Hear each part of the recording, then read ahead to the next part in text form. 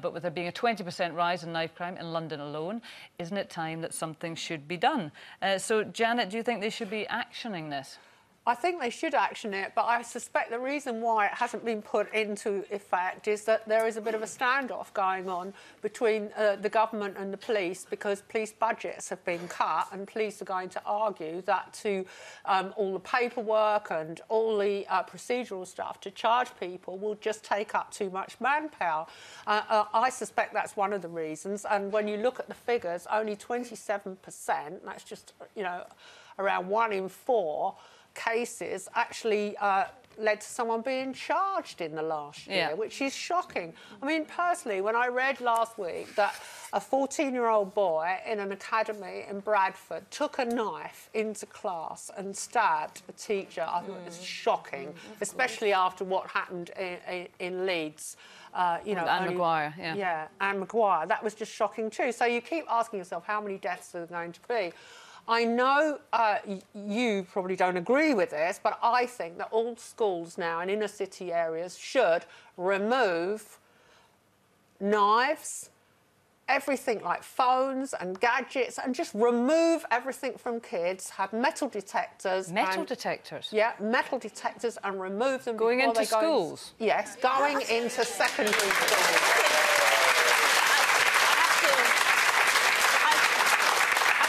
I completely agree that we have a very serious problem. The fact that knife crime has risen by 23% in the last 12 months signifies that we have a huge problem. But I don't believe it's about removing property and removing phones and stuff like that. I think it's removing the mentality that carrying a knife is okay or necessary. That's what needs to be removed. And I think you do that by educating children and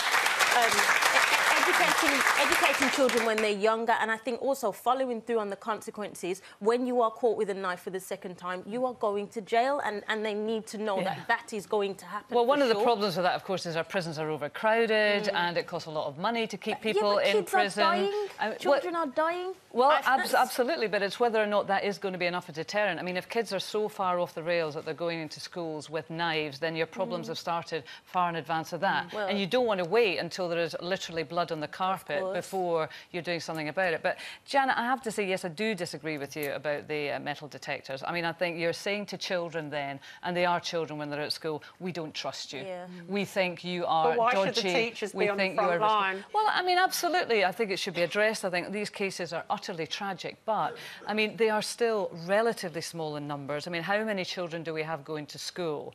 I mean, if they were to install metal detectors at my daughter's school, I would be horrified. What does that say to our youth?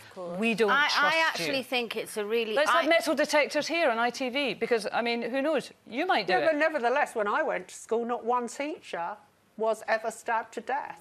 That was a fact. Yes, but the difference is when we went to school, there was discipline and there was consequences. We still have. We were scared. We were scared of teachers. We were scared of the police. We were scared of our mum and dad if we got sent home. True. You know what I mean? There isn't that anymore, and it's all very well we need to educate our kids. No, we don't. In my opinion, we need to scare the hell out of our kids and go, if you go in there or if a policeman brings you home to my door, you are in serious trouble. So, not from everybody. But that so who needs to scare them, though? I mean, is it the parents that need to scare them, or is it the threat of being in custody? I think there needs to be consequences to their actions, and I think nowadays there isn't. They're supposedly bringing that law in. They still haven't brought it in. So the kids go, well, if I'm caught with a knife, it doesn't matter. A slap on the wrist, I'm told a bit off. I don't agree with... I mean, I understand why you're saying about metal detectors, but I just think, I sit here and I go, how very, very sad that it's come to us even contemplating putting metal detectors in our children. But I think as a nation and as all of us as parents, we're thinking, well, what else can we do? Because we want our kids to be safe, we want our teachers to be safe. We do, but we have to have what they call a proportionate response. And I'm not in any way trying to diminish the terrible crimes and the risk to teachers in any way. I think it has to be addressed, but you have to have a proportionate response. And in terms of numbers, they are still very small numbers. And to semi-criminalise every child... Small number to the families. Yeah, but to semi-criminalise all children on the result of that, I mean, I just think it is a sledgehammer to crack them up. Then maybe the children will be shamed into behaving differently. Well, I mean, history proves that shame doesn't always work that well, but, you know, there you go.